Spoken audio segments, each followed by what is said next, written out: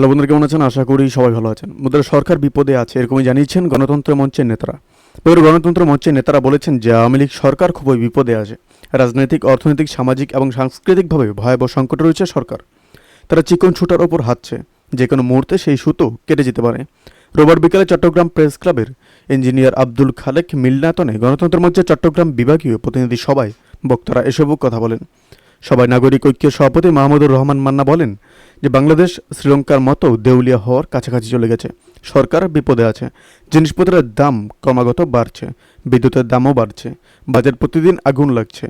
বিপ্লবী ওয়ার্কার্স পার্টির সাধারণ সম্পাদক সাইফুল হক বলেন, সরকার দেশকে গভীর অনিশ্চয়তায় দিককে নিয়ে যাচ্ছে। চিকন সুতোর উপর হাঁটছে। গণরোষ, গণজাগরণ এবং গণবিস্ফোরণে সুতো কেটে সরকার ভূপাতিত হবে।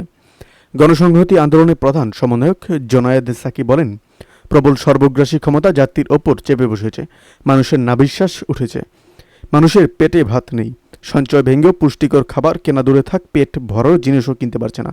পোশাক শ্রমিকদের যে বেতন, তাতে প্রয়োজনীয় জিনিসপত্র কিনতে হিমশিম খেতে হচ্ছে। সরকার ব্যাংকগুলোকে ফোকলা করে দিচ্ছে এবং উল্লেখ করে জোনায়েদ সাকি বলেন, ভয়াবহ পরিস্থিতি বিরাজ করছে। এটিকে শিল্প গ্রুপটিকে 7টি ব্যাংক দেওয়া হয়েছে। লুটপাট চলছে।